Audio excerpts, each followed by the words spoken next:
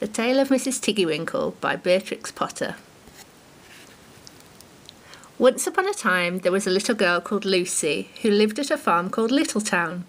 She was a good little girl, only she was always losing her pocket handkerchiefs. One day little Lucy came into the farmyard crying. Oh, she did cry so. I've lost my pocket handkin, 3 handkins and a penny. Have you seen them, Tabby Kitten? The kittens went on washing her white paws, so Lucy asked a speckled hen, Sally, Hennypenny, have you found 3 pocket handkins? But the speckled hen ran into a barn clucking, I go barefoot, barefoot, barefoot.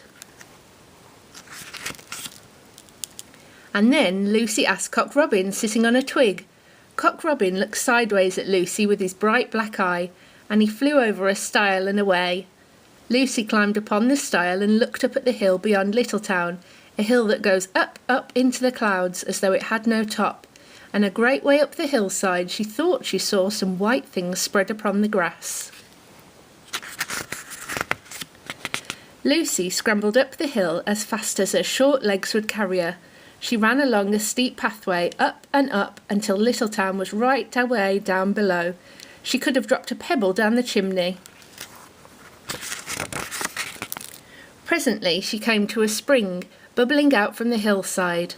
Someone had stood a tin can upon a stone to catch the water, but the water was already running over, for the can was no bigger than an egg cup, and where the sand upon the path was wet, there were footmarks of a very small person.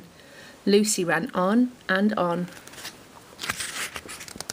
The path ended under a big rock. The grass was short and green, and there were clothes props cut from bracken stems with lines of plaited rushes and a heap of tiny clothespins, but no pocket handkerchiefs. But there was something else, a door, straight into the hill, and inside it someone was singing. Lily white and clean, oh, with little frills between, oh, smooth and hot, red rusty spot, never here be seen, oh. Lucy knocked once, twice, and interrupted the song. A little frightened voice called out, Who's that? Lucy opened the door, and what do you think there was inside the hill?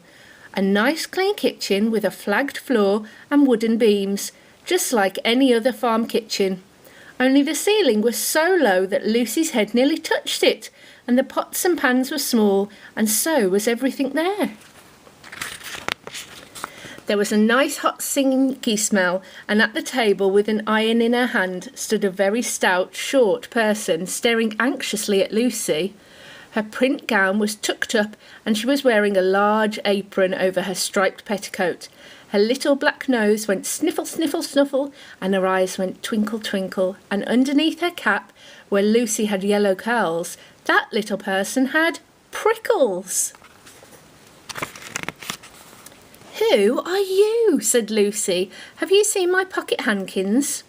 The little person made a bob curtsy. Oh, yes, if you please, mum. My name is Mrs Tiggywinkle. Oh, yes, if you please, mum. I'm an excellent clear starcher. And she took something out of a clothes basket and spread it on the ironing blanket. What's that thing? Said Lucy. That's not my pocket handkin. Oh no, if you please, mum, that's a little scarlet waistcoat belonging to Cock Robin. And she ironed it and folded it and put it to one side. Then she took something else off a clothes horse. That isn't my pinny, said Lucy. Oh no, if you please, mum, that's a damask tablecloth belonging to Jenny Wren. Look how it's stained with currant wine. It's very bad to wash, said Mrs Tiggywinkle.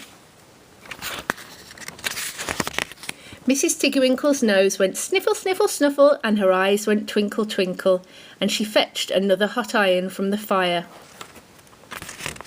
There's one of my pocket handkins, cried Lucy, and there's my pinny. Mrs Tiggywinkle ironed it and goffered it and shook out the frills. Oh, that is lovely, said Lucy. And what are those long yellow things with fingers like gloves? Oh, that's a pair of stockings belonging to Sally Hennypenny. Look how she's worn the heels out with scratching in the yard. She'll very soon have to go barefoot, said Mrs Tiggywinkle. Why, there's another handkersniff, but it isn't mine, it's red. "Oh no, if you please, Mum, that one belongs to old Mrs Rabbit, and it did so smell of onions. I've had to wash it separately, I can't get out the smell." "There's another one of mine," said Lucy.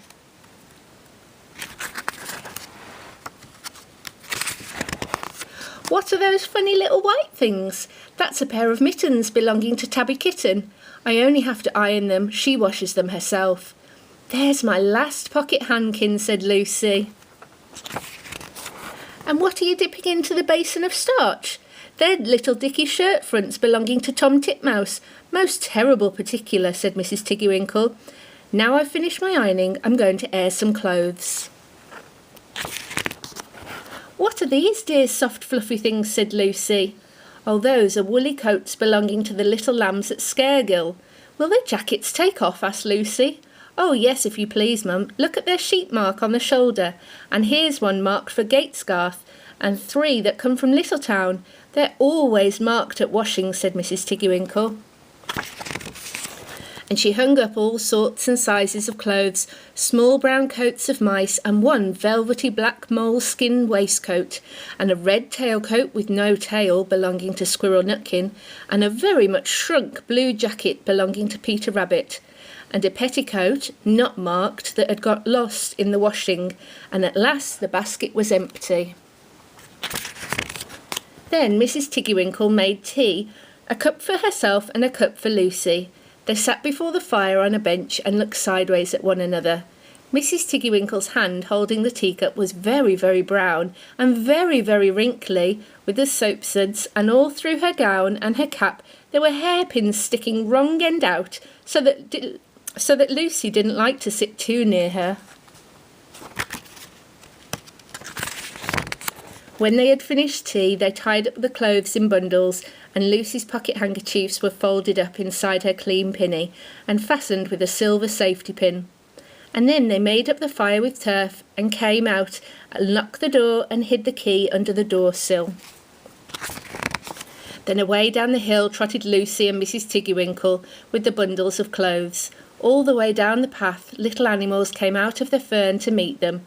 The very first that they met were Peter Rabbit and Benjamin Bunny. And she gave them their nice clean clothes, and all the little animals and birds were so very much obliged to dear Mrs Tiggywinkle, so that at the bottom of the hill, when they came to the stile, there was nothing left to carry except Lucy's one little bundle. Lucy scrambled up the stile with the bundle in her hand, and then she turned to say good night and to thank the washerwoman. But what a very odd thing! Mrs Tiggywinkle had not waited either for thanks or for the washing bill. She was running up the hill, and where was her white frilled cap, and her shawl, and her gown, and her petticoat? And how small she had grown, and how brown, and covered with prickles! Why, Mrs Tiggywinkle was nothing but a hedgehog.